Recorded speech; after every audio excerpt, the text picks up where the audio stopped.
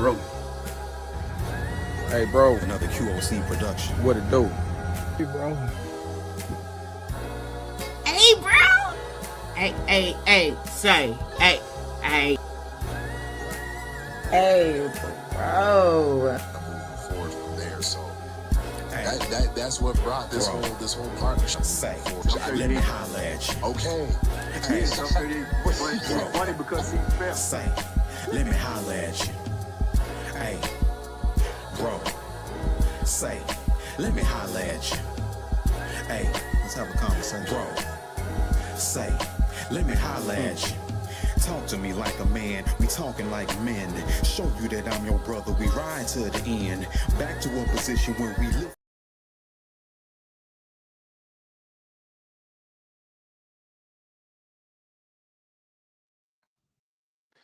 Yo, what it do? What it do? What's happening, everybody? Yo, we are LIVE, live, man. What's good, bro? I am good, brother. I cannot complain, and we are in the building, live and direct, coming to you and yours. I'm sorry, everybody. My name is Conrad, and this is my brother. What's happening, y'all? It's Coach Chris. What's good? That's what's up. And we're here in the building tonight, not for a long time, but while we are here, as you come in, wherever you are, when you see this, how you see this, make sure you grab the likes and the hearts. We want to see those popping off at any given point. And tonight, Chris, let me know at any point if you can't hear me properly. I think I'm coming through. Yeah, you come through good, bro. Yeah, you all good. Right, brother. You good. I made sure. For everybody out there, the reason why Conrad had been having so much mic issues because I had a Sodom and Gomorrah connection between Apple and Samsung going on, but now we Apple to apples, no oranges and apples. Make sure you guys get that good connection from your boys. So we're here tonight, and we've got an interesting topic. You know, I wanted to load up the big video. And I'm thinking it's going to probably pop up when I least expect it, but that is all right. We got the short form tonight, and depending on where we go, the brothers can join in as they come along, because this one was a weird one. This one was a weird one, and maybe this is an impromptu conversation. We got Christmas coming up, and it's time more to be with the family, but as we do, this is the AyeBro Show on the QOC Network. Make sure you like, share, and subscribe. We have got some new family in the building. We got Pops in the building. We got Quincy in the building. We got Willie in the building. And we got Chef D. She's chefing up real good. We got the queen of horror. My goodness. Queen Akila. She's doing the Shout thing. out to She's killing it. She's killing it. Holding it down. We got our big boss, Miss Renee, Miss Egypt. Salute to you for making sure that we have a space where the brothers can come up and do what we do, and make sure that we share knowledge and inspiration and break down some of the systems and situations that be going on in our day-to-day that are going to keep us away from progress. And we got not Quincy, Damani, my goodness. Yes, sir. Yep. With him and his beloved. We want to shout out and salute to them for making sure that they hold it down and keep those good vibes going. If anybody says that they don't see black men and black women heralding each other in marriage and matrimony and talking about the ins and outs, you haven't hit the QOC network, and you definitely haven't been on the AyeBro Show with our big black therapist, brother Damani. Yeah, you got to get on here. And Sundays we right back taking you to church. Not that that as the filthy lucre, not the hireling. No, this is a real brother, real solid brother in Christ, and he be taking us to church, introducing us to all other musicians and singers, breaking down the word of God, really getting into your soul. So make sure you tap in with the QOC network, because we've got you. We got food for your body. We got food for your soul. We got food for your mind. We got food for your heart. How you feel about that? And most of all, let us not forget our brother, Brandon O. Soul. who's got food for you in the form of music. One-to-one producer like none other. He is the inspiration behind our wonderful. How many days I just sit here and play this and I just be rocking out to it. Be a whole vibe, bro. Whole vibe. So we definitely appreciate Mr. Brandon Also. Make sure you tap in with him on all major platforms, Facebook, YouTube, and Instagram. If you have any of your music jobs and needs, and you need somebody, you need a producer, you need the think tanker, you need the beat maker, you need somebody who will help you curate your lyrics, get through to Brandon Also, and he will make sure to set you up straight. Definitely. Man, I'll be honest, if anybody thinks that's scripted and I have a list in front of me, that was just literally off the dome. Yeah, for sure. Yep. Let them know what time it is, man. Right? We styling and profiling. Shout out to Ric Flair. Already. You ain't gonna hit the. How have you been? What, bro? You can't do the Ric. Yeah, I'm about to say, bro. Yeah, you got to. Oh man, bro, I got the joy of the Lord on me, man. I feel fantastic, wonderful, bro. Just woke up rejuvenated and refreshed. We got the show today. It's like, how can you not be in a good mood? You know what I mean? AyeBro is here. And I'm doing business with my good brother Conrad. Fam, how you doing today, bro? Man, I'm good. It's funny. I was able to make some moves at work and be kind of in charge of my own project, which weirdly enough, and we got some brothers that we tapping into over here on this side, and we might have to do a Life Matters show where we get into finances and life insurance and how all of that good stuff can work for you, because we don't want to just build your mind in terms of how you think. We want to be able to help you structure a life plan. So when we talk about building legacy, we're not just talking about what we think will work. We connected with people, certified individuals in the financial sphere, and I was blessed to be able to connect back with one of my brothers that I hadn't seen probably in over 3 years. And he actually helped. He doesn't know this yet, but he actually helped to confirm a career move for me.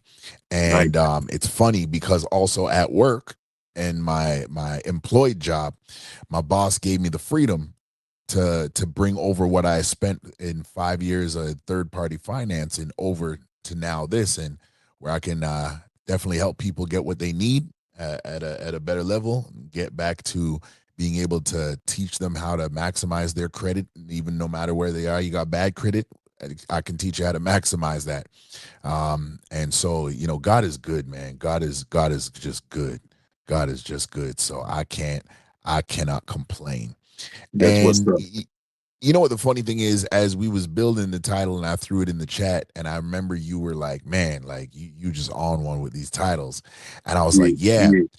And then I started to kind of meditate on the title, and the question that kept coming to me is, how did we get here?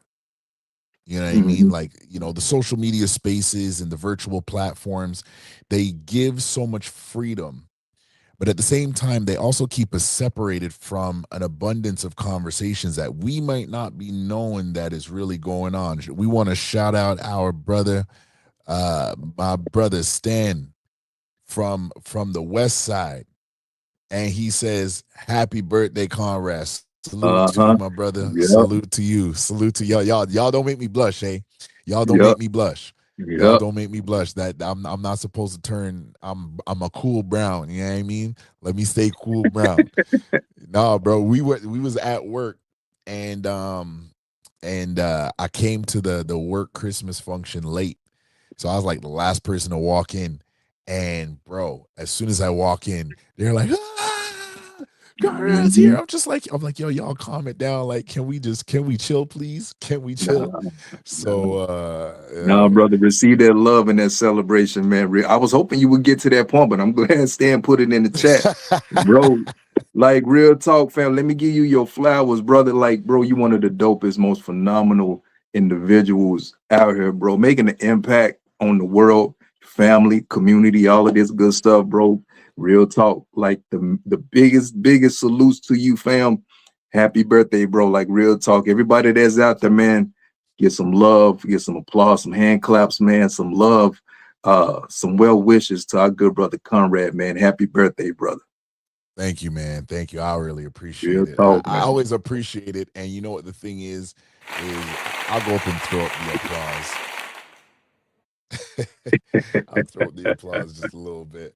Yeah. But yeah, I'm thankful that I was able to connect with brothers such as yourself, brothers like Stan, some other brothers not in the building, at least not yet. M3, Mars Best, you know, all of y'all. Ilkhan Ali, even though we haven't talked in a lot, you know, there's a lot of guys who kind of taught me about how to flex in this quote unquote podcast space, and I learned a lot indirectly and collectively from them, Mhm. and Mhm. I'm just appreciative, and I'm thankful for life. You know, I'm thankful for life, and like you said, you know, this is all about just trying to make an impact, and I thank God for you, brother. I really do. You know, I really wanted to be able to give back and align myself with those who can help to push the envelope further. Man, listen, bro, I appreciate it, but the spotlight is on you, brother. We're gonna keep it there, man. Thank you, bro. But Yo, this is about you, stop bro. this. Stop this. Stop this. Stop this. Yeah, Oh man. man.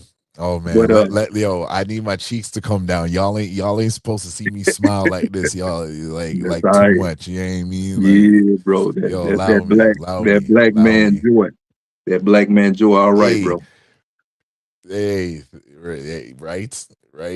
Oh my goodness. So we dealing with this topic for those who flowing in. Yeah. I came across a video, and you know, we gonna make this a part two. Chill out, Stan. Chill out. Man said the spotlight's on Conrad. Yeah. We chilling. We here, man. So you know, there was this video that came across, and I got I think maybe like a 30-second clip of it. We got the Ask a Brother podcast linked up with the Daily Wrap Up crew, and they were reviewing a video from a conversation on the social media space Clubhouse. Clubhouse is kind of like, I don't know. I think you might. Do you know that? You aware of that platform, Clubhouse? Yeah. I was on there for a couple of years. Yep. Okay. So okay, cool. So all right, cool. Because I was gonna say, please don't make me try to explain it. Yeah. Like, share, subscribe. Because I was gonna bomb that explanation. I was like, it's a faceless voice pro. Yeah, no, I'm not trying to explain too much tonight. But they were reviewing a conversation, and apparently in this one room on Clubhouse, Mhm. you know, I'm guessing a KKK member was up there, and some sisters, and you know, I'm not gonna demean them, call them out their name or anything like that. They came up there and they were like, oh, we need you to help us with black men. And the thing that I found most surprising first, right, is that the KKK member was actually trying to find a rational, reasonable, logical place, because he actually interrogated the situation. And I'm not trying to put a biblical spin on this KKK member, but I find it, I want to say, not troubling, but I find it odd that one side was trying to go for the throat, but the other side, I actually saw a little bit of Solomon playing out. He's got these Mhm. two women coming to him about an issue, which is the baby. And in wisdom, he knows that no mother is going to want to see her baby get harmed. No matter how much she wants her baby, not gonna want to see you get harmed. And so if you don't know the story, Solomon says, okay, let's cut the baby in two. Since I can't really figure out who the mother is, I'll give one half to you, one half to the other. And the true mother, she ends up saying, no. Give her the baby. And he says, that's how I know you're the mother. Because Mhm. no mother would want to see their child harmed, even if they have to give the child up. And so I found in the beginning, and you guys will hear it in the video, he starts to ask questions about, what are you looking to achieve? And it kind of goes downhill really quick from there. And so I'm gonna play this video. Where are we? Okay, here we go. So what are the corrections that you're looking for specifically? Force, because that's the only thing that's gonna work. But I mean, what are you looking for black men to arrive at? A place of understanding of like what do you want to see? Well, change? we believe that there is no hope for them. But I'm trying not to say what I really want to say. If they Okay, I had to stop it right there. Okay, we're gonna bring back the video. And like, first of all, shout out to Knowledge and Relationships, my brother M3 in the building. Thank you for being here, brother. Really appreciate you. Much love to you. Make sure y'all go subscribe to Knowledge and Relationships at K-A-R on YouTube every Tuesday. He's going live with our brother Sophisticated Jerk, and they're doing wonderful work on that side of the space. Brother, hearing that, we're going to play it back again from the beginning because I really want you to hear again how that builds up. The phrase, "there's no help for black men." What does that strike you when you hear that? Like, what does it make you want to ask question? What are your initial thoughts on that phrase out of that short clip? Bro, how much time I got?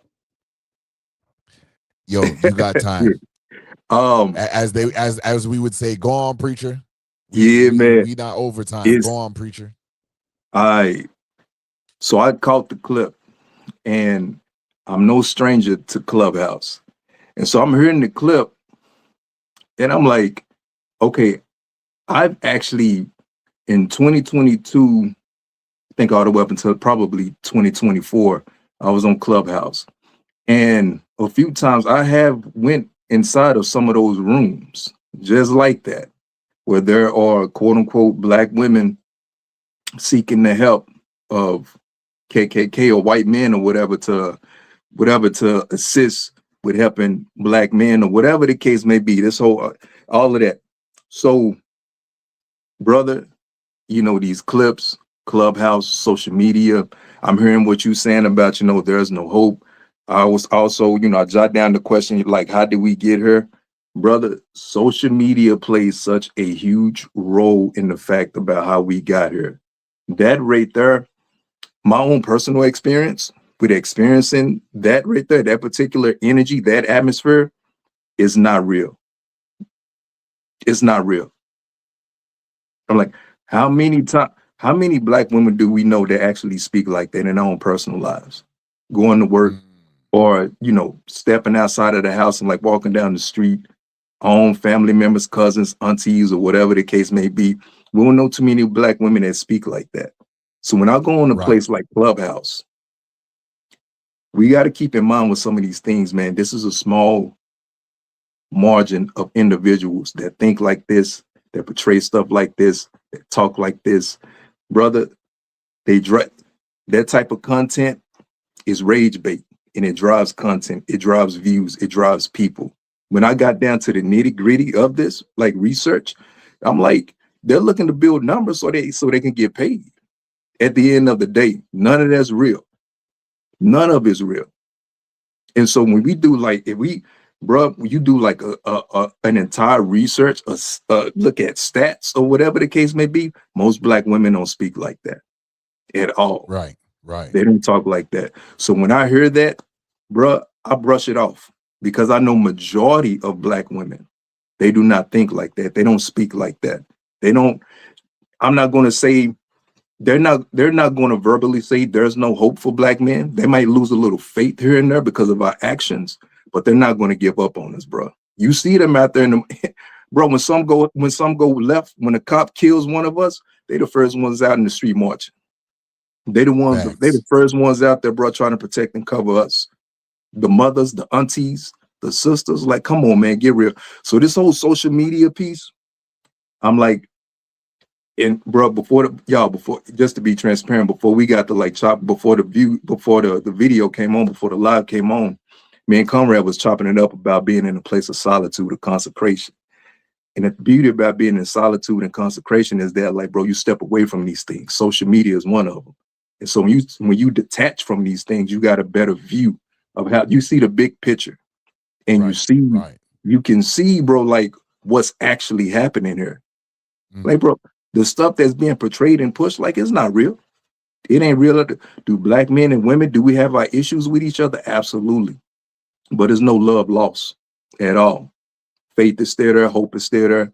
Nah. So when I hear stuff like that, fam, it don't faze me not one bit, because 80%, 85%, 90% of black women that's out there, they rock with us. They cool with that. So that small margin of individuals that talk like that, I really don't pay them too much mind. And we also got to keep in mind that, just hypothetically speaking, let's just say that this is real. Hypothetically speaking, that it's a sister out there that's speaking like that. It's not coming from a place of hate. It's coming from a place of hurt. And we do got to be mindful of that. We really got to be mindful of that. Most of the sisters that are speaking like that, they put their trust in a black man. They put their trust in a brother, and that brother betrayed their trust. So now they've come to the disconnect, the disappointment, the anger, the hurt, the bitterness, time and time again, bro. So this is the big picture. So anyways, bro, when I hear something like that, I'm not too much fazed. I'm not shook by it at all. All of that right there, that clubhouse foolishness, that's all it is at the end of the day. It's foolishness, because we don't know too many black women that speak like that. Hey, no, bro, that's facts. And brothers in the chat, salute to you, first of all, Sophisticated Jerk, working alongside M3, him, Stan. They all dropping some wonderful reactions, some wonderful breakdown comments, and content over there on the other side of the space. So thank y'all for being here tonight. We gonna drop the link shortly. We just wanted to cover some grounds, and we'll replay the video as you guys come up, if y'all's free. But yeah, it's funny that you say all that, Coach Chris, because you actually just hit you answer like 3-4 points in that, and I love it. And so one of the things that you said, that you mentioned, that let's not get this misconstrued. Let's not misunderstand the point, and let's acknowledge an elephant in the room, that this is one, not the majority. And I think that's as brothers, especially as black men, what we got to do is take our thinking ears off of social media and step away from that. Not because it's not in any sense valuable, but it can distort the mind and how you see what is going on in the society around us. And the more that happens, is the more that your appreciation, because I really do believe that there's a big push and attack, Chris, for us as brothers and sisters, especially within the black community, to actually get to a place where we are completely separated. I think there's been a great push. If I could draw the example, it's like you have a sledgehammer, and you have a pick or something sharp to kind of split that wood or split the rock, right? And with black people, there's consistently an attack or multiple attacks in one place within our infrastructure.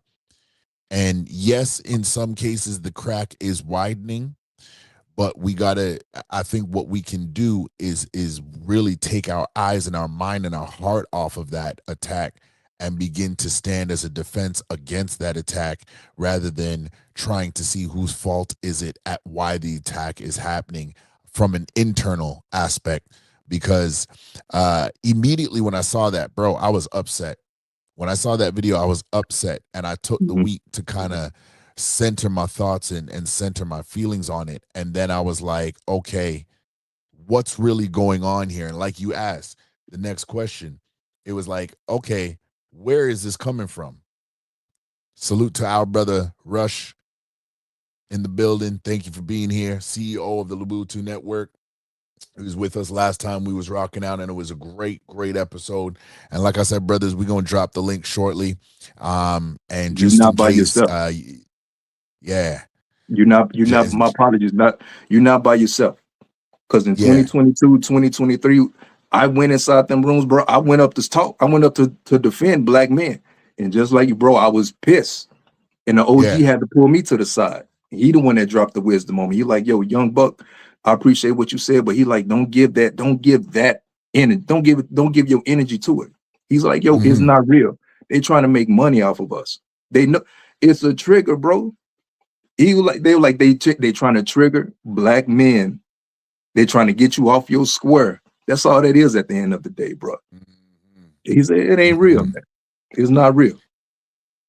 And so is the fact, and me, you can agree on that. And as we let the brothers up, we'll hear their opinions on that. But is the fact that we can discern that and we can decipher the fact that, hey, this is being said, it's hurtful, but at the same time, there's an aspect of hypocrisy in it, because really and truly, this is people trying to say, what can I throw at the wall and make it stick? If I can get 5 minutes of viral fame and 10 minutes of viral money, what is it about the masses that may be looking for these type of triggers too often? Have we become, what are your thoughts on that? Have we become so hungry for the next thing that at some point, sometimes we're willing to accept anything? What are your thoughts on that? Man, I would say, yeah, man. Fast forward to now, we're going into 2026, and it's the exact same cycle over and over. And the crazy part about it is, Conrad, bro, it's like 5%. But the thing is that negativity gets pushed, that division gets pushed. I like to think, me personally, I like to think that, bro, we're more unified than we actually think that we are. We're more unified, man. We think that we're not unified. We're actually more unified. Look what we did with Target. Look what we did with the economy. Like, when we really like get down and rock with each other, like, bro, we can really make some heavy waves, man.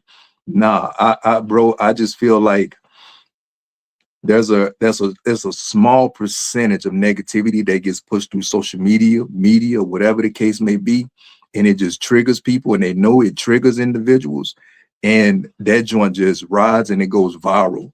But like you said, like the way you jumped off this live, bro, you spoke about the money, him and his beautiful wife, their beautiful marriage, like is out there. You spoke about us, AyeBro, wonderful gentlemen, brothers coming together and rocking out and doing our thing. Like, bro, stuff like this is what needs to be pushed. It gets there eventually, but it has a hard time getting there. Bro, you've been doing your thing for a grip and you made waves, but bro, you should be up there. But because you're not like participating in foolishness, you feel me? You're not participating in the vision and trigger points and stuff like that. It doesn't go viral enough. And when you look at these social media things, bro, the way it's designed currently is just that. So it's like, yeah, we're always chasing that next thing. I'm hearing stuff about stepdaddies now. I'm like, what's wrong with the stepdaddies, bro? I'm like, you see what I'm saying, bro? Like, yeah, that's been an ongoing. What's the beef with stepdaddies now, man? I'm like, bro, you know what we got to do? We got to pull the Dave Chappelle on that. Hold on, Dave, where you at?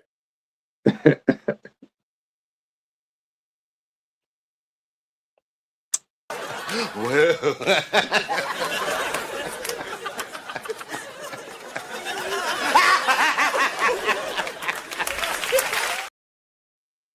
Yeah, man. No, yeah. that needed the Dave Chappelle laugh, because man, it's, see, the thing is, and here's the reason. It's not to say that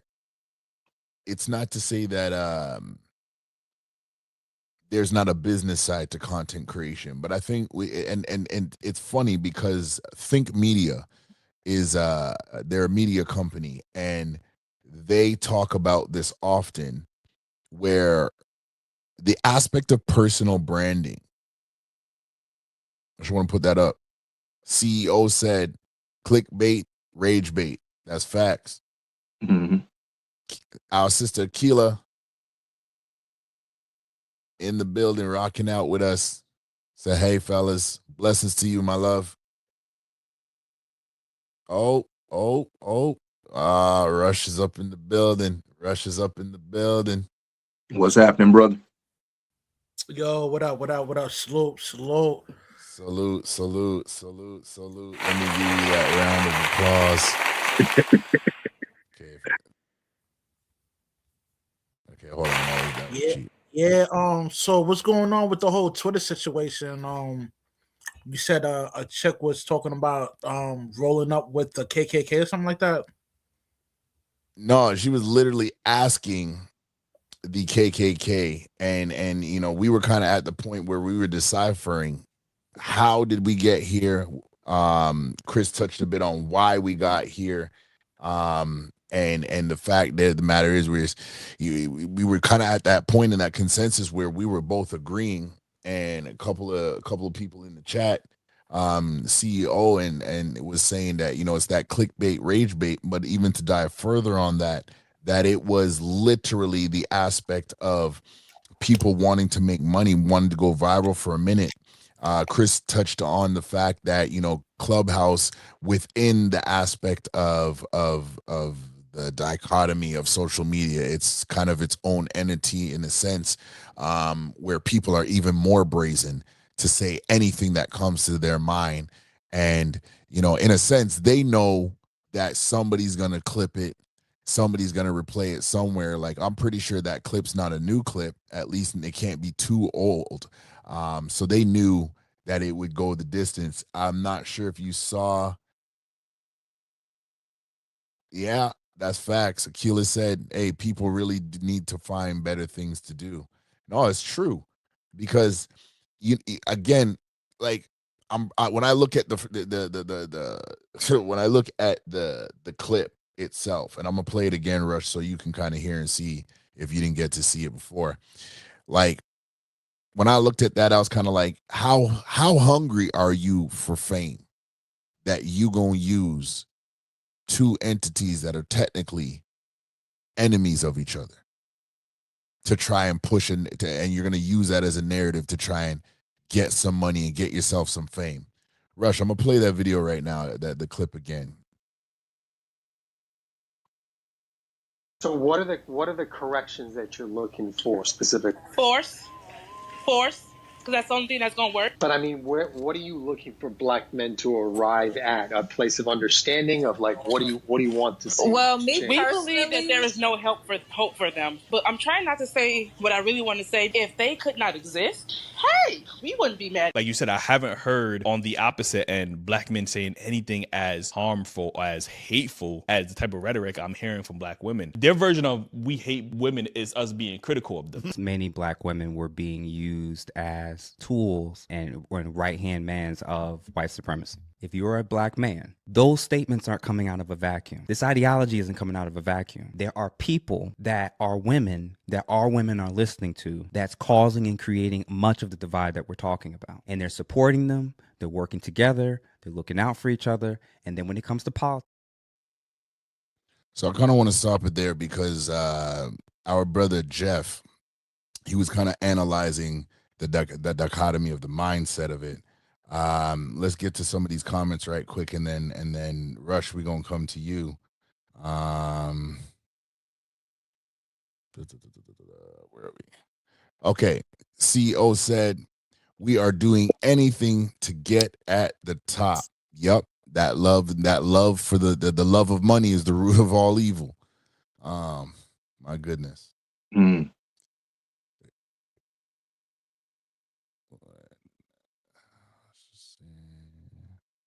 Okay, Akila said these teens and preteens are out there rage baiting their parent, rage baiting. Their parents, it's me, I'm parents. Yeah. Yeah, like it's ridiculous even to know. And I think I don't remember if it's up here or if it's in another country, but I recently seen a post where they're like, hey, like we are, if you're a preteen, we are you're not going to be able to get on certain social media pages. I love that. I love that we're finally taking a stance, because some of these kids are out here and young adults are out here, and all they just see is, okay, like, how can I make a quick buck? It's like the influx of OnlyFans. They're just trying to make a quick buck to be able to say, okay, like, I made it. I live a better style. I live a better style of life than you. You might have your morals. You might have this, or you might have a good compass, but you ain't got this style. But before we go much further, Rush, what do you got on that? What are your thoughts, man? First of all, I want to say that's pretty sad for her to say something like that. And two, I'm not surprised, man, because there's like a whole divesting movement towards black men. I don't know if you ever heard of Cynthia G, but she's like the spearhead of that joint, and she has a huge following, bro, and yeah, man. I mean, I don't think it's like I don't think it's out, trying to get a viral moment or make money, But my thoughts on that, a lot of these women are broken, bro, and they come online to vent, It's just, it's just sad to hear that, No, for real. And as you said, right, is broken people. I think that's one thing I had to check myself on when I was first getting into the aspect of podcasting, was kind of like why am I doing this? You know what I mean? What am I hoping to achieve? And I kid you not. And y'all can clip it, because this is Brother Jay. Salute to you, my brother. Can you guys hear me? Yes, we hear you loud and clear, big brother. How you doing, man? Just getting done with work, man. I've been hearing what you guys have been saying, and listen. And one more thing. I'm sorry, my bad. I forgot to say this. Shout out to every brother on the panel, and shout out to my man DaReal. Subscribe to this cat's channel. I don't give a damn who you are. If you love the information you're hearing, man, subscribe. I gotta shout out my man. Like, I gotta do that before I make the point, because see, one of the things that we have to do in this now age, like, we have to take in information from our like, I would say from our significant others. So basically our elders before us, basically. So like our grandfathers, our dads, like, people who were in the grind before we came, out the womb and things like that. I think it's highly important that we take on those values that they gave us. And I think I've always said this, but I've never said it on my brother's channel, but you have two types of examples in your life. If you have your dad and your grandfather. But here's what it is. So for your dad, it was your grandfather, his dad. For you, it's your dad. So for example, the template would be, the example would be your grandfather and your dad is the template. That's what that would be. Because you have two men who have been through it and lived through it, passing on their values to you. And not only just that, they're your mentors. Now, I think, that's my personal opinion, where, whether your grandfather or your dad could be a mentor, I think both are great choices, in my opinion. But I think what you want to look to is your dad. Like, you can still get advice from your grandfather, son, this is what, son, this is what I did, and this is how your dad did this particularly. But your best bet is to learn from your dad, because and here's why I say that. There are a lot of things that my dad learned from my grandfather that he passed on to me that I didn't even know that, that he didn't learn that. And like I said, he told me to me as I came of age, and it was like, son, you want to keep a hold of this, character is everything. That's something that you build over time. But I'm your template. So me doing what I do every day is gonna help you get a sense of how a man should move, walk, talk, able to carry yourself. And like I said, now the only difference is your personality that forms from when you come out the womb to what you are intended to be after high school. I'll probably, no, I'll expand upon that. Out of college, because I do believe brothers who go into college are not the same brothers. Are not the same brothers when they come out. I think they come out completely different, and I really think that's to do with the dad particularly. And whatever you learned out of there formulates you and transforms you into a different person. And this is the product you got when you came out of college. Like I said, a combination of your mom, your dad, you, and your grandfather. You can put your grandmother in there too if you want to, but you have a combination of 4 people in this one person. And I think the thing is, you embody that every day you walk out the house. And also, I want to say this: it depends on how important legacy is for you, but I think for any man, his son is his legacy. Like he's a part. Like I said, he's a final product of his hard work and everything. But that doesn't mean that it stops. It means that you carry on your father's will, your grandfather's will. And like I said, I think most people don't think of it like that, but it depends on, like I said, depends on how you value legacy and how you're looking at it.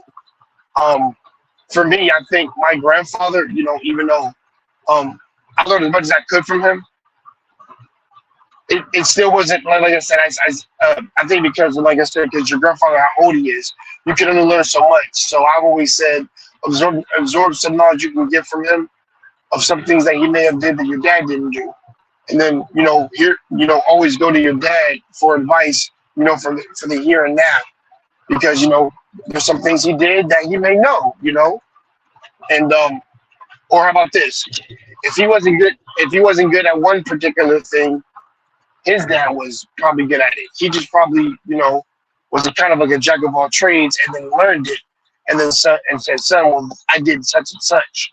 So but you have a talent that I didn't have, so capitalize off of that. And then this will be something in your arsenal that you can use at any time throughout your life.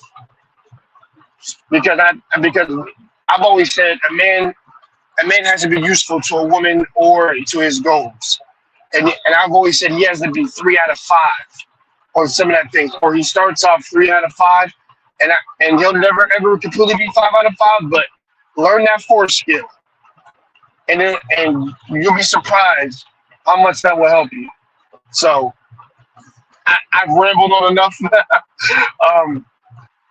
I think most of the panel and the audience gets what I'm saying. Like I said, fathers are important and grandfathers. I don't want to leave the grandfathers out, because I tell you this, my grandfather is still freaking old school implication on me, and the value of hard work.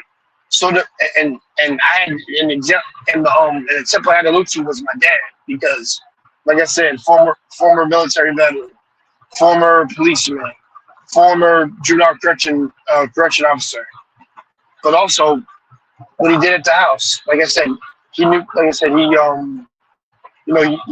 inspected engines, was able to actually profit off the side hustle because of extra skill that he picked up at his Well, I say granddad. That his dad, my grandfather, pretty much didn't have. So that's why. Yeah. And I love the idea that, you know, that you can learn from these great men and become one yourself. And that's something like I said, that's something you kind of want to, like I said, you kind of want to instill old school, no matter what area you're in, into your son or kid. I'll take this. I've been saying son, but into your kids in general, to let them know that nothing is ever given to you. You always have to work for it. And for me, I've always believed that I don't deserve anything. Once you worked your ass off for something and then you get it, that's the reward. But my man is dropping bars.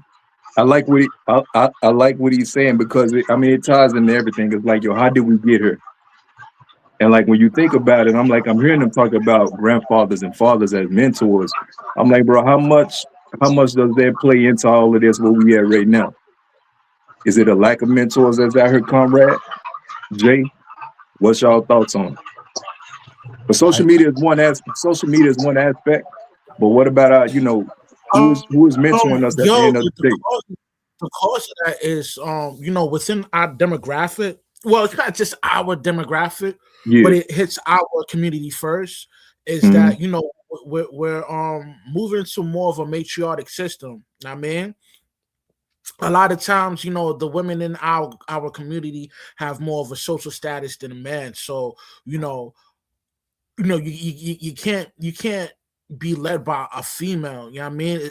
She's always driven by her emotions. And a lot of times, not just our demographic, as well as, Caucasians, they kind of follow the laws of their women that implement within their relationship. So, a lot of times, dudes will follow the lead of the female, and then they think it's okay. For example, there's a saying, happy wife, happy life. I think that's demonic in itself. You know what I mean? Like, the female. The female should always follow the man's lead, because that disrupts the divine order. Now a lot of times, males and females don't agree for my thoughts on this, but it is what it is, man. We're moving in a matriarchic system, and a lot of these dudes are suckers and simps, and they always follow the lead of the woman that they're dealing with. I'll put it like this. Here's my thoughts, right? Because there's aspects of what Rush just said, and then there's aspects of what Jay said when it comes down to knowledge and leadership, when it comes down to community. So I'm a firm believer that we've got to raise our children, and within the context of the house, right? There has to be a balance to the message. One can't counteract the other. That's number one.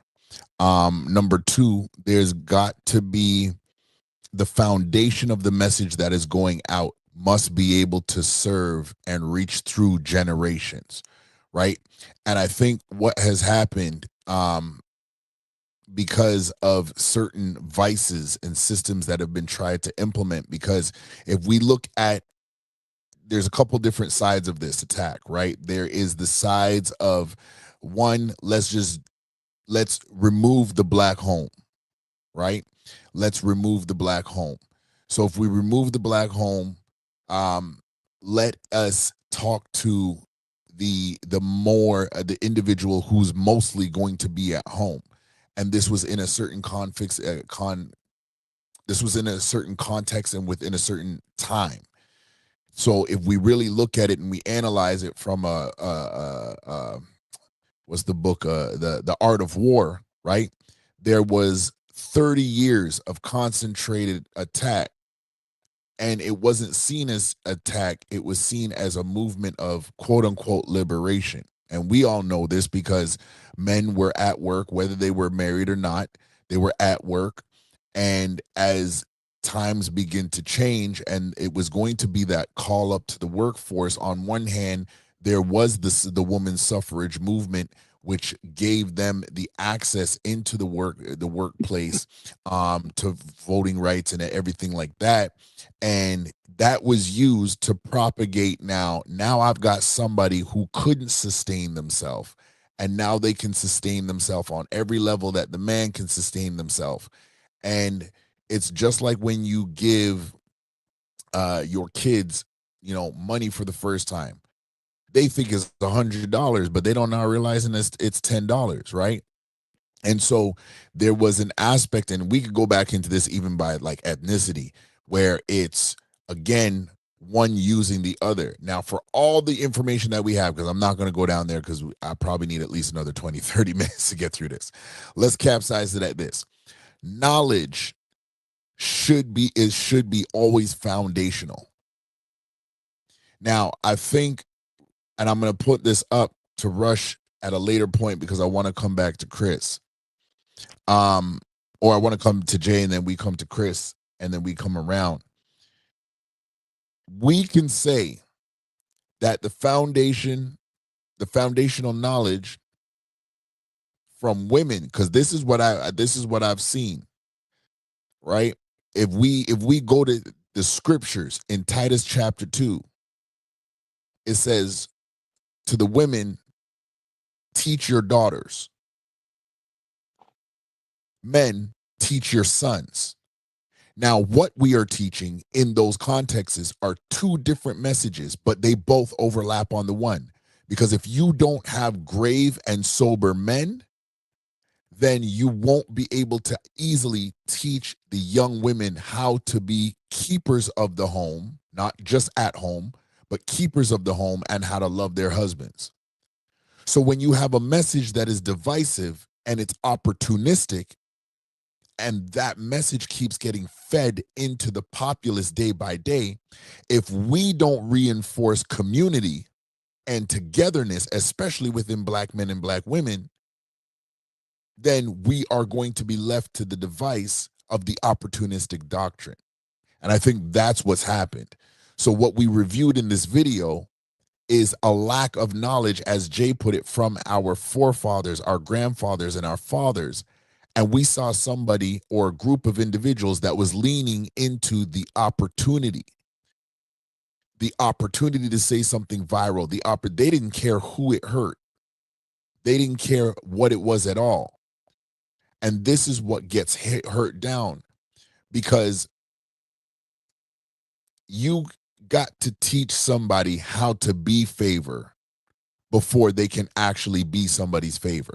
I'm going to say that again, because I don't want you to miss that. If the Bible says, and the scriptures say, he who findeth a wife, meaning she's already completely groomed, installed with the knowledge of a wife from a wife.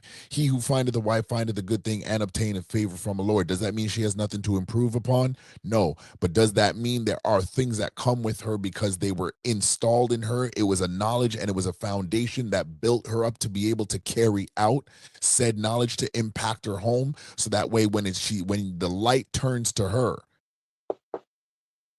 because how men nurture at home is not the same how women nurture at home. And oftentimes we have to admit that we need a woman's nurturing at home. It's not that that's the only place that she can nurture, but that's where it's unscripted. A woman can't envelop a man with her nurture, or her God-given ability to nurture at work, because her eye at that point in her mind is always going to be drawn in a different direction. Her energy, her attention is going to be in a different direction. But when she walks in through that house and she comes into the home now, her ability to nurture is not restrained. Just like the man's ability to lead and provide knowledge is not restrained. So we've actually got to work together to remove our homes, our systems, our businesses, our kids from the indoctrination of opportunity by way of the medium of either getting viral or using hurt, because Chris highlighted that before everybody came up. And Rush, you touched on it when you said it's hurt individuals that are in these spaces saying these things. We've got to do a good job together to get each other away from operating through hurt to get to money. Because if the love of money is the root of all evil, then hurt is definitely the car of this generation that says, why hurt when you can pay it away? So I want to land there because I could take another 5 minutes and go up on this, but we do need that. We need to realize that. And dare I say this, I'm gonna land here, and then Jay, I'm gonna come to you, and Chris, I'm gonna toss it back to you after that. And this is not a he against a she, but ladies, if you have a man around you, you're going to have to allow us to do the hard work. And at certain points, some of that work has to be uninterrupted. I was saying to Chris earlier before we came on the live that I had his back spiritually while he was in consecration. He didn't ask me to do that, but I understood the assignment. Jay was able, at one point, Jay was able to connect me and another one of our brothers. He's not here tonight, but Jay was able to connect us together. And we are able to actually have a fellowship. But there's an unwritten responsibility there. And there's an unsaid responsibility that as men, especially, I stand guard for these brothers in prayer, whether they ask me to or not. It's the same thing with Rush. Rush doesn't ask me to pray for him, but that he doesn't have to. And so we've got to realize that, ladies, especially if you have a man in the home or a man in your life, whether it's your father, your brother, there's a certain type of work that he's going to do in working with you. And you have to allow for that space the same way he's got to allow for you to have space to operate in the way that you should operate, not in the way that you can operate. All things are lawful, but not all things are expedient. This is where we actually have to make the decisions together about what is not expedient. I think as men, we can all agree that OnlyFans is not expedient. But if we trickle down the line, and I was listening to something on this today where it said that a high majority of porn stars, female porn stars, that they actually end up committing suicide, or they're heavily stuck on substance abuse because they're entering into a way of life that no matter what they say on camera, off camera, that is not how they were created to operate. And it's not within their biology to operate in that. The thing is they're being preached, and I want all brothers to remember this, that a lot of women are being preached to out of hurt. And the indoctrination of hurt is leading them to say, I can use money to push hurt away. We actually have to work together now to reshift their focus. And it might not be all of them, but we should marvel in that even the fact that there would be some of them that would say, you know what? I hear you. I hear you. And you're right. I do need to look at this lens. I need to fix my lens and stop looking through a hurt scope. Because those in that clip, even the KKK tried to be like, well, what do you want black men to come to? What are you trying to get them to understand?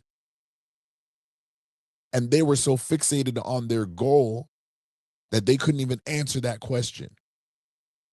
I yield there. Jay, what do you got? I know he's driving. Oh no, sorry about that, bro. Oh, there we go. Had to get rid of that background noise. At a gas station, get ready to refill my truck up and everything. But oh man, I mean, bro, I mean, what you said was very loaded. And yeah, I'm not saying you're wrong because I believe everything you're saying. You're right, but to get to the bare meat of what you're saying, this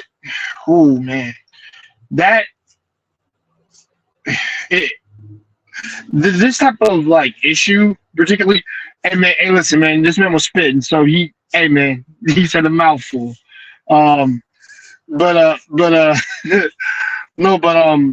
something like this is gonna take I don't want to say generations, but this is gonna take periods of time to like get away from this type of culture that's been like embedded inside of these girls' minds. Because the more I think about it, the more I always say, like, you know, God bless, you know, whether you have a son or a daughter. And I know people always say, like, God forbid you should have any daughters. And I say that to myself now because I'm just like, I'm not raising a freaking daughter in this type of freaking like culture or whatever, like to embrace like nonsensory buffoonery and just kind of like self-destruction. It's not bro, cool. Come on now, dog. Come on, man. Hey, but no, I love that you did that, man. But listen, we're all here together, and we have to find ways to love, cooperate with one another, to people who are willing to actually make something for themselves in their lives. And the thing is, a woman is meant to be next to a man, particularly to be led by a man on his purpose. Whether he's in the Bible, whether he's not in the Bible. Because I can tell you this right now. I know many people who are Christian and many I'm closing my door, y'all. I don't want you to hear that background noise. But I know many people who are Christian and many people who are atheists. And I promise you, those men that I know, they are men through and through. They don't cut corners. They do their role very well. And the thing is, they don't stop being them. Like I said, they continue to do the very thing that they set out to do when they met the woman that they wanted to marry. Like I said, they have not stopped. I've been friends with these guys since high school, and color me surprised the change that they made to their lives when not when they came into money, but when they went on the journey that they went on. And I'm talking about every man has this. The journey you go on, it's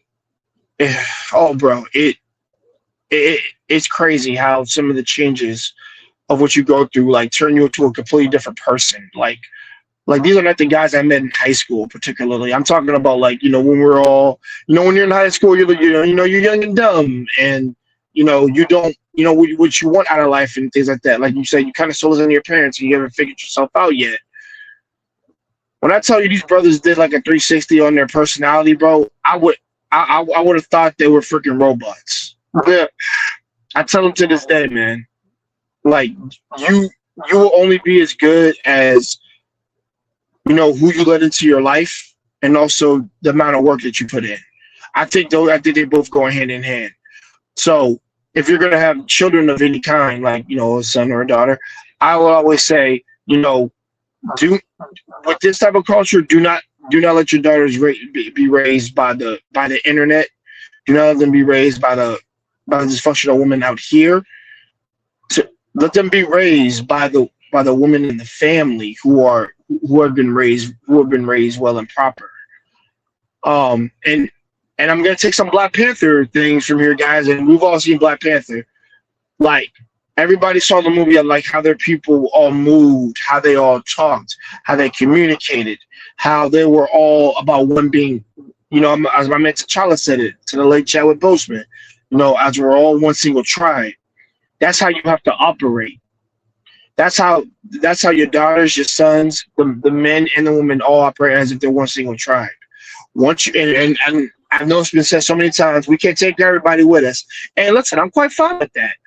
Not everybody can make it in the ship, and not everybody can be part of the tribe, and that's quite fine. But guess what? What needs to be done is what needs to be done, regardless of what measures we have to take. Particularly, if we want to pass on, like I said, if we want to pass on knowledge, if we want our kids to be even better than us, because they're in a time period where it's easier to make money and certain things like that, and there are certain skills that they have to pick up, then guess what? Then they have to go on that journey to learn that particularly. Now, what I don't propose is our daughters being shown online, scantily clad and all that other bullshit. Pardon my French, and and for all the world to see. For example, I don't want to see, and Conrad, I know you're an actual parent, by the way, so I don't know if you have any sons or daughters, though. But and like I said, I don't know what you have. I mean, and that's a personal life, so I don't want to pry into that. I got both, and trust me, what we talking about here is the light version of how I react to things in the home. Oh, okay. And I want to say this, brother. One, congratulations on having kids. Obviously, I always want to congratulate a brother for doing that. And being in the life, because you always break that. To me, every black man breaks that narrative when they are in their kid's life, and it just shuts all those haters and bitter broads up, in my opinion, because you're shutting down those statistics whenever I hear that damn nonsense. So that always makes me happy to hear that personally, because it's another W for us. But you're, like I said, your kids, like I said, they're gonna learn. Like I said, they're gonna learn the best they can from you. And I'll say this: I don't want to see Conrad's daughter in the future online somewhere when I'm trying to search up how to sell banks or whatever, or there's like an ad for some nonsense. Like, I would assume that Conrad, like the type of man that he is, like he would raise his daughter to be an actual lady, a lady to be, wed in the future by a man with integrity, of Christian values, and things of that nature. Not some dude who's just, not some F-boy that's just going around smashing for the fun of it, or some BS. But, things around the nature of our kids are the next generation. We're not gonna be here when, like I said, when we're gone, they are what is left of us. And it's important that they carry on the beliefs of their mom and their dad, particularly. I mean, like I said, your daughter should know what to look for in a man when she looks at you when you come home. She emulates that. Like I said, remember I said about the father being a template for the son? Well, guess what? He's also a template for your daughter for picking out a person to be wed to. But in this case, I still go. But also, hold on. If we go by Christian values, father should be picking out the dude. If I'm gonna keep it real with you, and the reason why I say that is because I believe. Listen, I believe the father can scout out the correct brother who is going to lead his daughter well, and also this brother. Not only that, I also like this though. I like the fathers who known this kid since he was on the block and got it out of the mud, and guess what? And guess what? He's friends with the boy's father. Also knows that, and also know what type of character he's been building, and also low key you've been mentoring, and low key you've been mentoring him, and it's like, this is the only boy I will let marry my daughter. Are you out of your damn mind? Like he down the street. Now he ain't him, but my boy Mark over here, yeah, Mark got his wits about everything. He's got it. He's got character. He's got, he has his Christian values. He goes to church. That man knows what he's doing. He's working hard and implementing everything that his dad, which is my friend, is implementing every day. That is the type of man I want around my daughter. And I know it's going to be able to lead her into the future, and then she's going to be taken care of well. And also, she'll be helping him on his journey. So which means I can pass the torch over to Mark. So that's what we need to be raising our daughters to be looking for templates of us, particularly, and our wives are nurturing them and making them more ladylike and educating them into being more of like, family oriented or yes, wife oriented / family oriented, because I think that's what's really missing, is where you'll kind of have like children kind of raise themselves, and in this day and age where like, they don't, like I said, no mentors, no really good parenting, no really form of structure or socially in their life. And guys, I've run into a couple of people like that, and because I'm an uncle and I got like so many nieces and nephews. My nephews look up to me now. And you know what I said to myself? I got to be a damn good role model because I got to set expectation for that. And you know, and also to beat the, and also I'm actually beating the narrative of like, you know, you got terrible uncles. I'm like, hey, listen, I ain't gonna be one of them terrible uncles. You can't never put me in that category. Because one, I got my little brother's back, I got my little nephew's back. And anytime they call me, I sit down, I'll let you guys tell you the truth. I've actually had 15 to 20-minute conversations with my nephews. I actually have. And that's something I keep from my family because I'm them to know my business particularly, but I like to know that these little boys can, you know, actually talk to their dad, talk to their uncles, and you know, really good actually get some good advice. And also, hey, listen, if your niece ever calls you, I'm like, normally I would tell you to go to your dad, you know, what did she say? And then I'm like, because like I said, because I don't like to defer daughters to like, you know, I don't want to defer like, you know, kids from talking to their parents because they should always, numero uno, you should always go to your parents, number one. And, you know, conversations with your parents do get easier as you get older because I'll tell everybody right now real quick before I pass the mic. I can remember 3 conversations I had with my dad because I told him something that I know I could trust him with. And guess what? It didn't backfire on me. We sat down for like at least like maybe about an hour, talked about some things about what I wanted to do and plan. And after that, every conversation got easier to have with my dad. Because you know, my father commanded a presence in the room because he was a policeman and a military man. So, you know, I'm a military brat. You know what it is.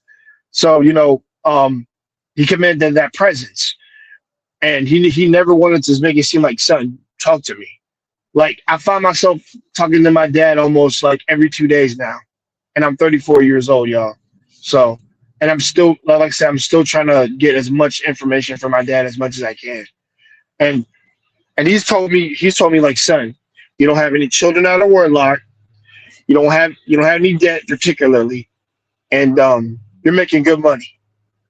I think you're doing well for yourself. And he had to reaffirm that to me because one day I came down and told him, I said, I feel like I haven't accomplished enough. He said, son, you've accomplished a lot.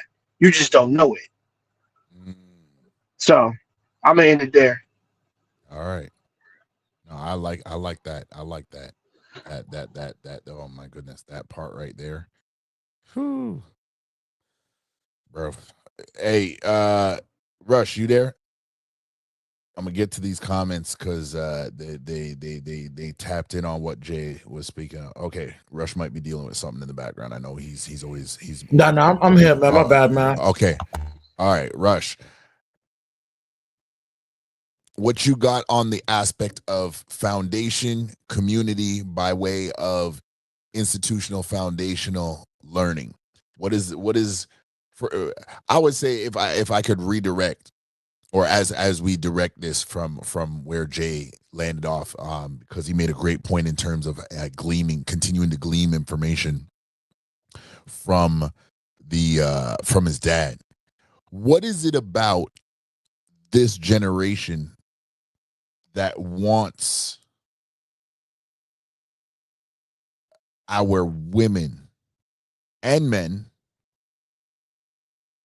to idolize money and fame at a time when both money and fame are being exposed, not necessarily as evil themselves, but as devices that have led to more,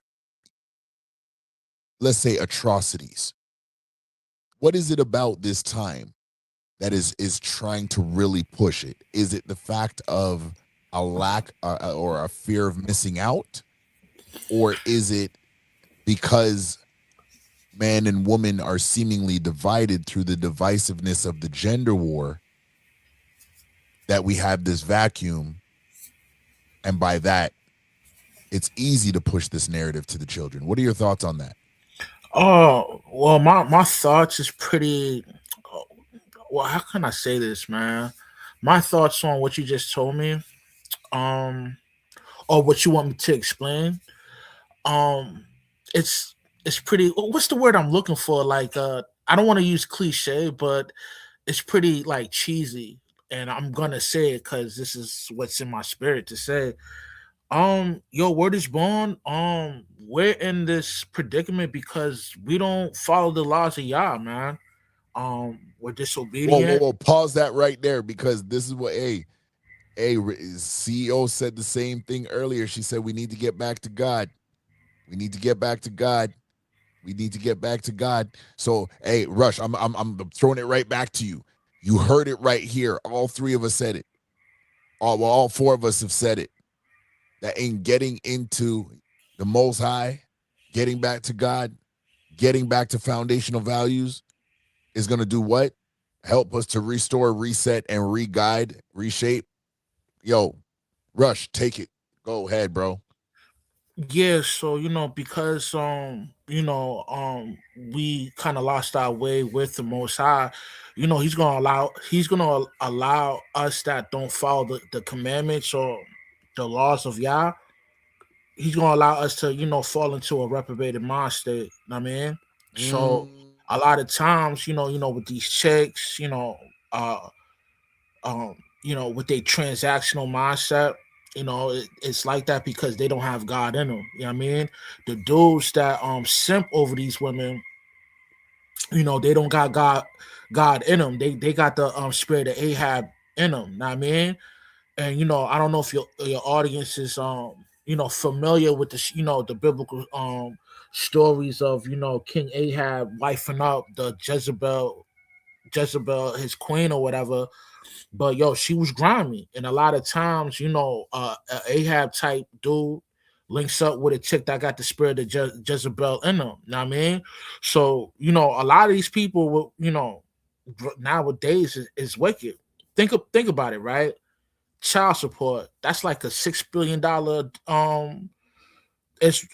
Its revenue accumulates a year is $6 billion a year, Yeah, right? that it's an industry.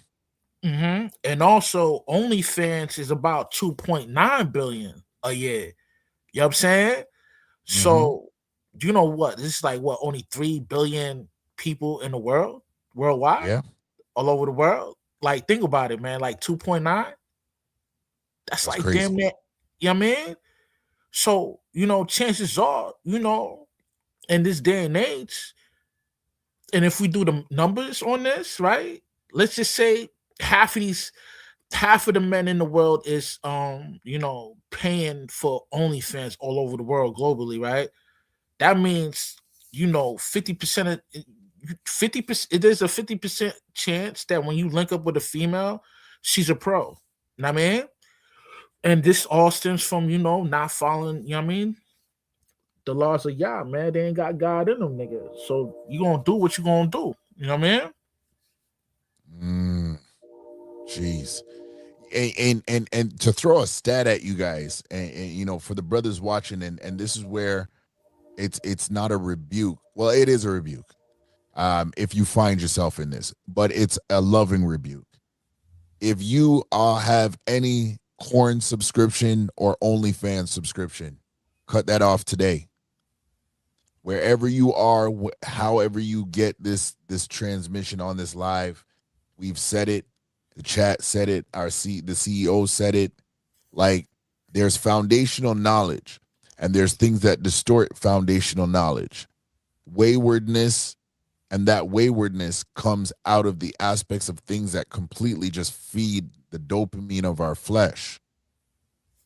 And if I want to be the father I want to be, if Jay wants to be the uncle he wants to be, if Rush wants to be as infectious and influential to the community as he can be, if Chris wants to be as the light that God has positioned him to be, if we all want to be a light and a beam of light, right?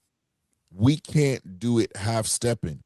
We're going to have to take the time to introspectively look into ourselves, look into our minds. Because I didn't want to highlight this earlier, but I'll highlight it now. The CEO put a comment in the chat that it's not just women too, it's men too. Yeah, it is. Because you know what? I don't know if y'all know this, but I think it's around 70 to 80% of the first base subscribers of OF is married men. Now, do we understand what we're doing when we have these subscriptions? It's not just what you're feeding your mind. It is the spirit that comes along with that. Hey, yo, let me interject real quick, if I may, Conrad. Yeah. Like, I read the stats on women that's content creators on OnlyFans. The ages between 18 to 25, it's a 70% rate that those age group are putting out content on OnlyFans. So, which means 7 out of 10 broads from the age of 18 to 25 is a pro. You know what I'm saying? Let that sink in, nigga. Like, we're cooked as, you know, as a community, nation, or whatever you call it, man. Like, we're cooked, man. Like, you mean to tell me 7 out of broads from the age of 18 to 25 is a damn near a prostitute, bro? Like, you're putting out content on OnlyFans. She a pro.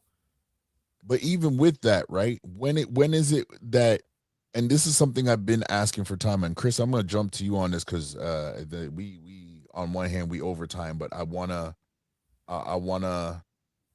get at this, and CEO just asked it in a different way. But at what point are we as men gonna say, "Yo, this can't be around me in any shape or form"? Yo, because and hold on. I'm gonna get you, Rush. But I just want to ask this, right? Like, this is a think tank moment. At what point are we gonna have such a standard? And it's not to say I'm better than my brother, because none of us are perfect. But if we're moving towards excellence, at what point are we gonna say this is not allowed around me? I will not entertain. I won't entertain. I won't allow it to be around me. And if we have to, even go as far to explain why it cannot remain around me. Because if what Jay said is true, and we're trying to build the community, and we understand that community is not a one-to-one in terms of man to man, it's man and woman together, then at what point, and I'm a firm believer in this, right? I'm a firm believer in this. If I'm leading by example as a man, if I'm leading by example, and my brother comes to me and says, "Yo, I got this baddie, and yo, she got the free sub this week. You got to see this." Is it not my responsibility to look at him and be like, "Brother, why are you wasting your time waiting for a free subscription?" And not necessarily my responsibility to just him, the community. Because if I let this brother continue in this type of mindset where recreationally he's enjoying himself through OnlyFans and corn subscriptions, am I not putting the community at risk? Because some of the same children that are involved in this are the same children that turn around and be like, "Yo, you had the subscription. Mom had the subscription. Dad had the subscription. Uncle had the subscription. Grandpa had the subscription." So at what point does the standard of the preservation of the community, both now and the long term, become a focus for us? How much more men are going to continue to suffer in this before we collectively say, yes, OnlyFans subscription is a reproach unto any man. Every man is free to do what he wants, but if you're going to be a foundational man that leads your home and that leads your community and stands by your women, at the end of the day, we all must agree on this one thing, that OnlyFans and corn subscription is a reproach. And that's not us putting any man into hell. Because I think this is sometimes what happens, not here with us four, but I've seen this happen in on other platforms where it's a hard stance. And it's like, well, brother, you got to understand every man's free to make his own choice. Okay, every man's free to make his own choice, but we can all agree on this. If every man is in the community making his own choices that are not for the community, how is the community going to survive? I say that again. If every man is making his own free decision in the community and the decisions he's not making are not indicative of the community, how does the community survive? Because we can easily go back to these women that made this comment to the KKK, and we can say they were allowed to stay in their hurt, and somebody told them that it's better to stay in your hurt and get what you can get. Tell your story, tell your truth. At some point, we've all got to wake up to the knowledge that sometimes it's not our truth, it's our hurt, and that breeds delusion. And we sitting up here and we're preaching these things, but it's causing more hurt. So at what point do we get to the place where, out of love and preservation for the community, we sit there and say, yo, this is a reproach unto any man? Because the only way, as Jay was making a mention, the only way my daughter will know that OnlyFans is not the way to go is by my stance on, and I'll say it like this, demonizing it completely. Not the person behind it, the device. And if the person behind it believes in the device that much, then yes, I will go the extra step to say, hey, this is an example of who you do not act like at any given point. And because this generation loves information, I definitely want to make sure that we definitely, you know what I mean, stress. Brandon O'Soul, what's up? We definitely want to stress that, you know, we can't be caught halting between two opinions just because both sides got issues. We as men, we have to take that firm stance. I yield there. Chris. Bruh, this been good, man. This has been good, fam. Man, every brother done dropped some bars, man, done dropped some gems, some knowledge, all of that good stuff. Bro, the way we get this community back to where it needs to be, man, is by accountability. You pretty much summed it up. Everything that you spoke about, Conrad, was accountability, bro. It's easy to get on these platforms and get out here in the streets and point fingers and blame women for this and that and the third. I'm like, bro, when do we get to the point? We look at an angry sister, but we don't ever get to the point of the accountability piece. Like, yo, it was a man that molested her 2 years ago. And we don't hold that cat accountable. We don't hold him accountable for what he did. So when we get back to a place of accountability, and like you said earlier in the chat, look through the right lenses. When we view life the correct way, we gonna be all right, man. We got to realize that we share the same traumas, the same pain, the same heartbreaks, the same anger, fam, the same love and unity at the end of the day. When we get back to a place of that right there, we gonna be all right. All this pointing the fingers and this, that, and the third, same thing with the sisters. When we get to a place of accountability on both ends, we're gonna be all right. And what I love what Jay said when he went to his pops, and the conversation got easier when he vented to him that first time. That right there too, bro. Too many people out here like talking and want to be leaders and this, that, and the third. And fam, you can't even listen to what somebody got to say. Not just listen, but understand at the end of the day. I'm like, bro, you listen to someone on the platform crying out, bro, they hurt. They ain't full of hate. They hurt. And so we got to get to a place of that communication, understanding, bro. And like love and light. When we take all of this in, bro, we're going to be all right. And despite what the stereotypes like to say, bro, 80% of married black women are married to black men. And over 80% of black women desire to be with a black man. We got to stop taking in so much foolishness and running with it too. When we get on these platforms, man, we got a responsibility. And we got to stand on that right there, man. But we all got a voice. We all got a spirit. We all got heart. And when we take up accountability and love and proper communication and stop pointing the finger, because that's a weak move right there. You pointing the finger all day, but you can't take accountability? Nah, That's a sucker move right there. So when we stop all of that foolishness, we'll be all right at the end of the day, bro. Accountability, it starts there. What the hell can you do better as an individual? If you can't answer that, move around.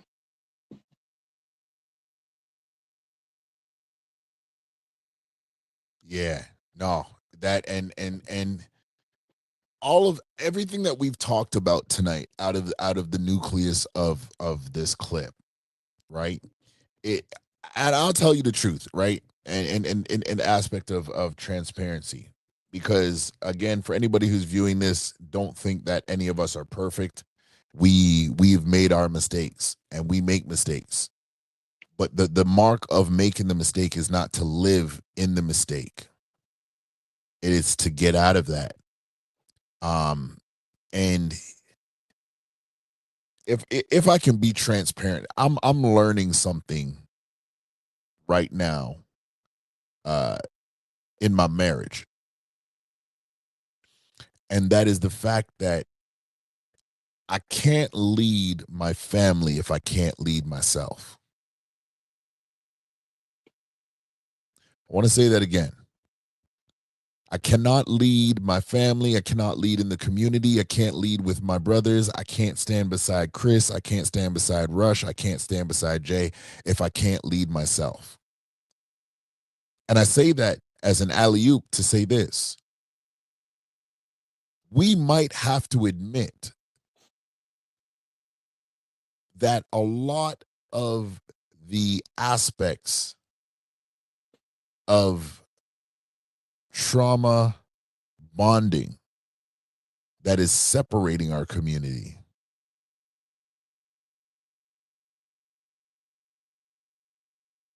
is by way of a leadership skill or a tenure of leadership that is taken in one as a man, us leading ourselves. The measure or the proof of one man leading himself is his own life. His ability to sift through his thoughts, his emotions, his vices, his weaknesses, and his strengths. And I believe in all of this, God has given us the ability to be so introspective and then so focused that, as the scripture says in Habakkuk, if we write the vision and make it plain, it won't tarry long, but it's for an appointed time. In other words, we as men, we have the ability to look at the community, to look at ourselves and say, I've got to get to a certain trajectory, no matter what is happening against me or to me. And I say this as an encouragement to the ladies. Wherever you are, however you are, however, whatever is you're going through, you see this, you owe it to yourself to pick yourself up and not live through your trauma. Some people would say, well, that doesn't make sense. If I don't live through it, what am I going to do with it? No, what I'm saying is your trauma cannot be the driving force as to why you accomplish things. It's not how God would have designed it. Because then when you're living through trauma, you're living outside of God's innate ability in you as a woman to provide and be a woman of favor and substance. If you go to Proverbs 31, scroll down to verse 26, that says her speech is seasoned with wisdom.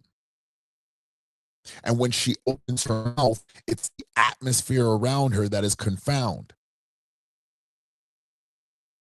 So that's why I agree with what Chris said earlier when he said that these women were speaking out of hurt. Rush said it too. Jay made mention of it, that as we are, we cannot speak out of such a vice as hurt and not be aligned with foundational teaching that is able to breathe legacy and generation. So we do have to be careful of the internal mechanisms by which we are allowing to shift or set our minds. I think we all agree with that. As Rush said it, we need to get aligned back in alignment with the Most High if we're out of alignment. And that transcends even what our modern Christian scope is as it relates to those standards. Getting back in alignment with God is a lot different than being in alignment with a Christian view.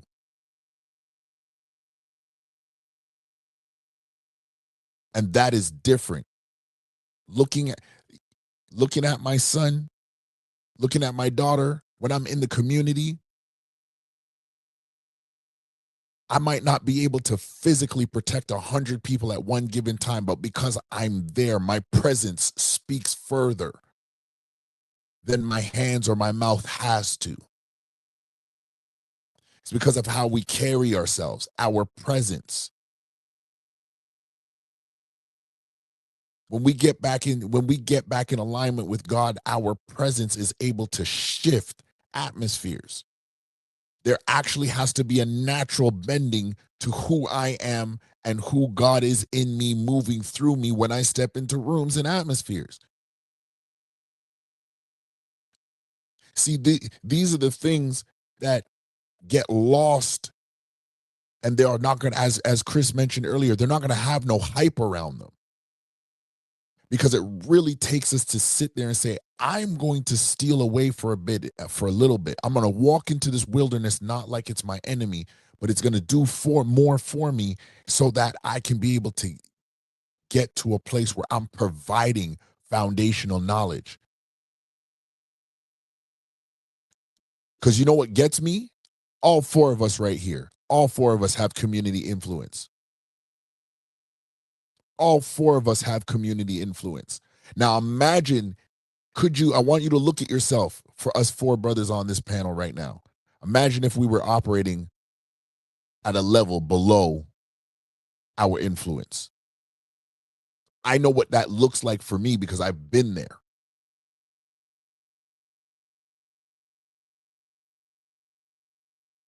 But could you imagine the lives, the individual lives and minds that you all have touched based on your focus and your alignment with being able to speak out into the community from a place of literally not just pick yourself up from your bootstraps, break out of the cocoon of trauma and the vices of trauma. Don't just seek to live through it as a device. Break through it. I remember the first time I encountered Jay. Jay's he's like any person who decides to want to get stuck in their trauma and bond with somebody else in their trauma. I'm not helping that person break out of that trauma because they love their trauma more than they love life. Jay, you said that over a year and a half ago. And as a grown man who's married with a father, married with kids, do you know that helped me to look into myself and say, am I living through my trauma? As every time I turn on this camera, am I living through my trauma? Or am I going to sit there and say, fellas, this is how I overcame my trauma. This is how I was able to heal. This is how I was able to get it out of me. And this is how we benefited. And I kid you guys not, and this is what I wanted to say earlier, and I'm going to land here because we well over time, but I think this is a really good episode. Brothers, if I don't say it before we end, I want to say it now. Thank you for being up here, because each one of you have done justice to this conversation tonight in a real way and helped to really set the foundation and get other people who are going to view this to think. I'm in a season right now where I'm learning what it means to be a nurturing husband and father.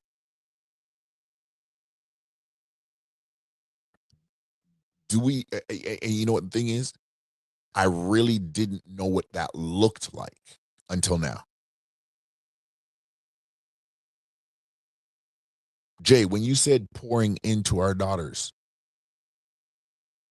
and our sons, they look to these vices whether it's online or in the streets, because they're looking for love. They're looking for that nurturing spirit that says, I will take care of you. I will love you. I will hold you when you can't hold yourself. The Most High says that to us every day, and we don't hear it, but we see it by simple means. You got up, you made it to your job, you made it home. There was danger lurking all around you. The Most High kept you from the danger that you couldn't see. And I've said it to people before, I don't need to know everything to know that the Most High is keeping me from everything.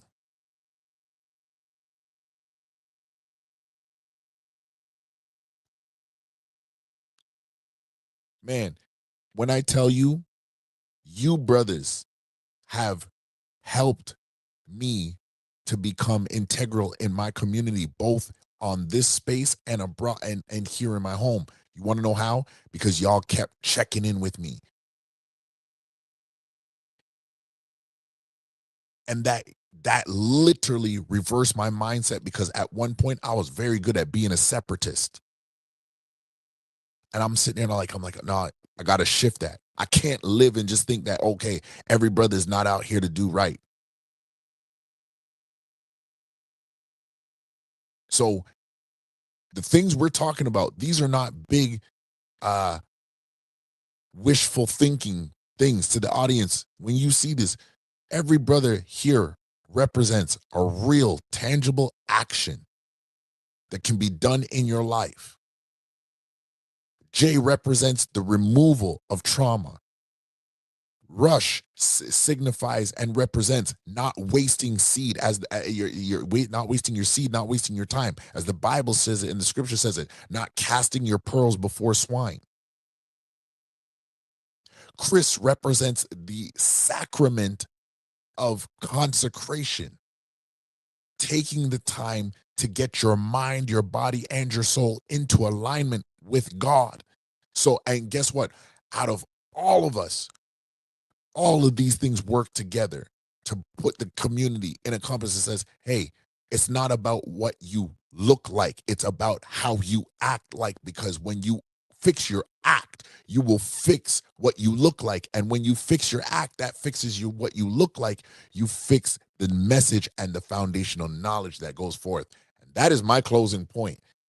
Last points all around.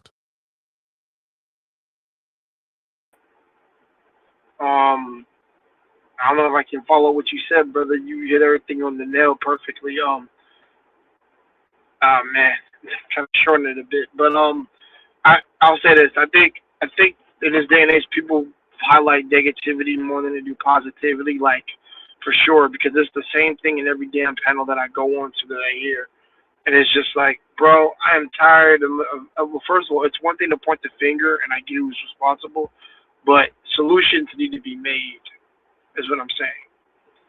Because until I hear that, like, all y'all doing, it's like, I have to say it, but they're high school children. Like, we still got high school mentality. And and yes, guys, I did coin that. I think there are people who are still living in high school personally that never grew the hell up. You got a girl who still has, we still live in our high school days when she's 32 or somewhere around my age, and that's damn crazy.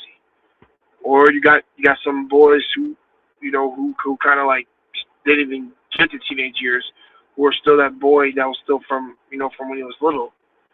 And he never got a chance to mature or be himself. But I like this. I like this panel pushing progressive. Don't worry, this isn't political. Progressive ideas for solutions. So, yeah, guys, don't. And guys, that wasn't a shout out to any political. I'm just saying, we gotta be progressive and not regress. Is what I'm saying. But. Shout out to Conrad, shout out to Coach Chris, and shout out to my man Rush, man. It's been a minute since I've seen you on the panel, and since we talked, since Brother Clarence and everything. And shout out to you for being one of his supporters, because that brother was spitting knowledge. I always want to, to that brother, rest in peace. Does anybody know who Brother Clarence was? That was a brother out there. He was up in his community.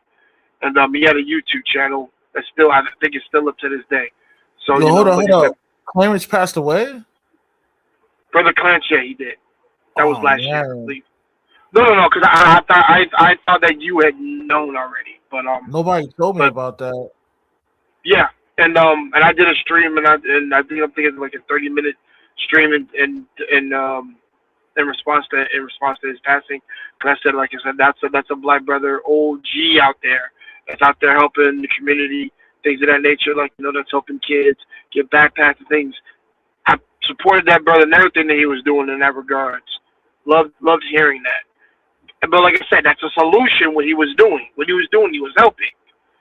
So if we're talking about him now and passing, that brother has some more kids hurt there than we probably don't even know. All I know is that the actions that he took to do that.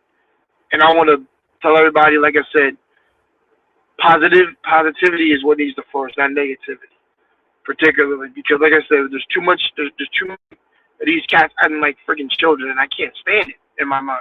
Because I'm like, bro, I'm 34 years old, and I'm like, bro, come on. Move on. Be able to take fair criticism, like Coach Chris says. I actually wanted to say something in response to what he said. Where he said, there's too many of this, like, acting like kids out here. Some of these people who still have that high school mentality, they learn how to grow up and take criticisms. Take the criticism, learn from it, and you'll be surprised what type of a better full person that you end up becoming. Because my father did that with me. He says, son, you were good at mobile things, but you gotta be able to listen. And then when I finally shut up and fucking listen when I was younger, he got this result right here. Me out here working, me out here listening to his advice. And I keep it real with you, y'all, man. Like I said, I love my father so damn much. You have you have no idea how much she freaking like made an impact in my life to the point where I can say I never want to let him down. I'm 34 freaking years old. He's 75 years old right now. I still don't want to let him down. Because guess what? That man did more for me than you could ever freaking realize. And this is what ladies need to freaking hear personally. This is why the men is important in the house. Why you should never split over minute substances. And also, and like I said, I get on dudes too. Particularly, if your woman doesn't understand something, I'll say this right now. She should be able to have the foresight to sit down and have a civilized conversation with you and listen. Is what I'm saying. What is getting me is that you can marry somebody, but like, how do you not pass like communication tests, all these other things to make sure that these people are able to listen to you? That's what I'm saying. And also the last thing I'm gonna say, because I want Rush to go because we gotta leave, and I'm drawing the time. I don't mean to do this because everybody makes such great points, and I can't wait for the other stream because I'm gonna try to be on it. I'm just gonna say this to what Chris was saying real quick. There's a lot of listen. There's a lot of people out there, who can learn something. Absorbing knowledge and being accepted as part of the tribe is how you get to Chalas. It's how you get Shuris, and it's sure as hell how you get Queen Ramonda. You can get those. But guess what? You don't want killmongers. That's what you don't want. When he was preaching, I'm on board with a little bit. Like, I understand, but let's keep it real. Big part of that story is the streets of Oakland grew him up. His environment grew him up, not his parents when they were taken from him. So that's why that movie resonates with me so much. It spoke to us as people what we need to be doing. Like, no, you need to be able to accept. No, you need to be able to have both parents in the house so that family can flourish. And I'm gonna say this: the minute you make it about materialistic nonsense, you're not fit to be. I'll be honest, neither of you are fit to be parents in general. And I have to call out both because I can't get on ladies, bro. I gotta get on both because even brothers, but they bling bling, realize like that shit is a waste of money. Pardon my French again. I gotta be careful. I'm trying to cuss less, use less profanity and things. Like I said, that crap is freaking useless.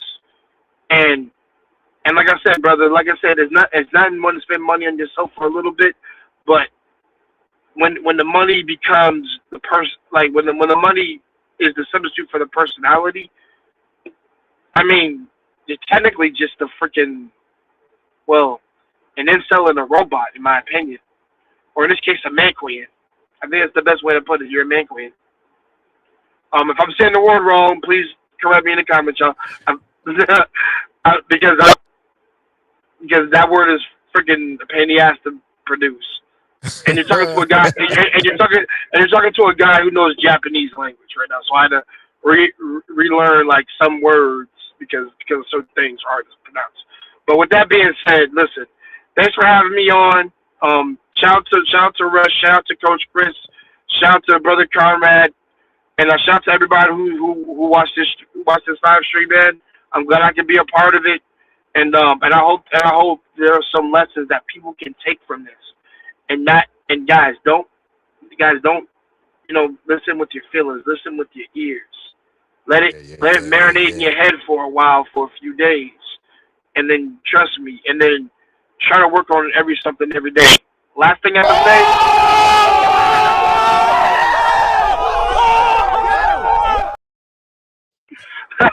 I love that. But hey, listen, one random act of kindness at a time. That's what Morgan Freeman said in the Almighty movie.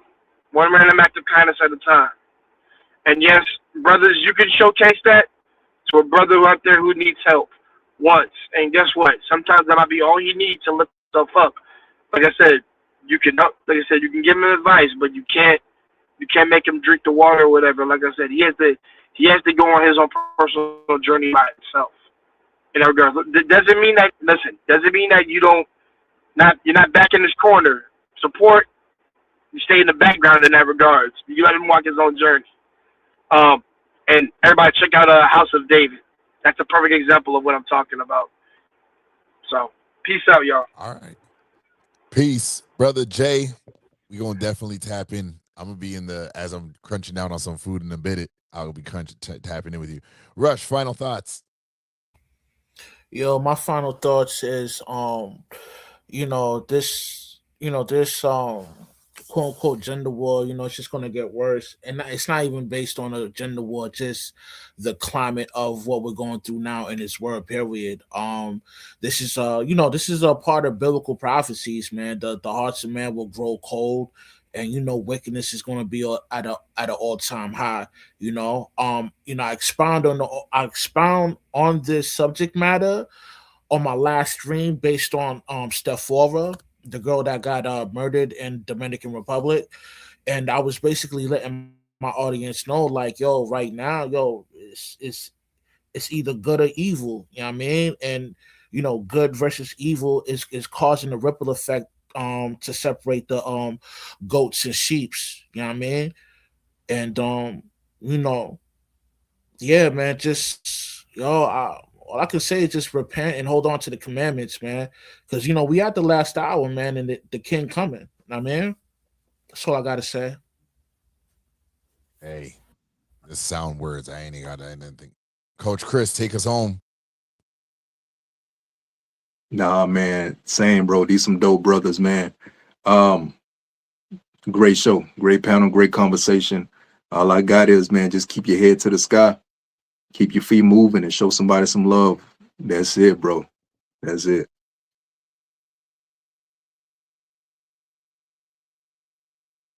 Honestly, I didn't freeze. Trust me. But you know what? I felt to do this earlier. I didn't get to do it. So we just gonna do it now. Lord God, Father, we want to thank you for today. We want to thank you for tonight. We want to thank you for this opportunity to break bread and share with the brothers. We want to thank you for the opportunity to speak to the masses at any point that they hear this. Lord, as we come before you and as we get ready to end this show tonight, we pray that the words that we have spoken would not fall on stony ground, but it would permeate the hearts and the minds of the people. and have them to look inwards instead of looking outwards for something to fix them. Lord God, help us all to be rerouted and aligned and get back into alignment with your purpose for us, especially in this time when things are so detrimental. The mindset and the divisiveness of this world is causing many to wax worse and worse, us to be weighed in the balance and found wanting. God, we pray that as we move forward from here, you would guide our steps, our purpose, and our hands, our feet, and the words of our minds. Let us not delve into just what our heart feels, but help us to grow through a depth of relationship in you that breathes greatness into our tomorrow. Whatever we fail to ask, fail not to grant. We thank you for loving us, and in turn, we love you. Thank you. Thank you. Thank you. In Jesus' name. Amen. Amen. Amen and amen. Brothers, be blessed as you rest. I'm going to go catch some food. And Chris, me and you will tap in with each other. Rush, send me the links to anything you got going on this weekend, because I ain't got nothing going on. Matter of fact, I'm doing a stream Sunday. We're gonna expound on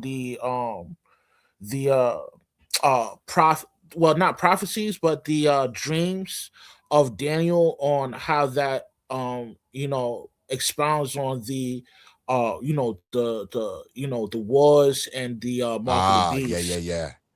Wonderful. I definitely want you to pull up for that, man. I mean, I'm there because I'm free early Sunday, so I'll be home and ready to go, brother. Word. Yeah. We're gonna go live like around 5 p.m. Eastern time, man. So definitely, I would love for you to pull up, bro. For real. I got you. And you're welcome too, Coach Chris, man. I mean, I don't know if you're into all the Bibles and all that, but man. No, I can slide and show some love, bro. You the link, man. Oh yeah, no, I gotta show some love, brother. Word. But thanks for having me, Conrad, man. I appreciate it, man. You know what I mean? Always. My bad for kind of like talking about biblical stuff, man. But I don't know, man. Lately, that's just been in my spirit, bro. You know what I mean? You need it. Bro, don't be sorry for it, because it's part of how we flow over here. It's part of how we flow over here at QOC, the AyeBro Show. We here to feed the minds and the spirits of the people. So you right in line, brother. You are not out of line. Don't ever apologize for that at all, brother. This world's getting too comfortable in its backwardness, and we need brothers like you to stand with us and help push this forward. Word. All right, man. I ain't gonna hold you up, man. I know you about to grub, so thanks for having me, man. I'll catch you in the flip, Conrad. Peace. That's what's up, brother. Peace brother. Out. Cool. Yo, Chris. Y'all didn't left me up here by myself. It's all right. Okay, you know what I'm gonna do? I'm gonna do this.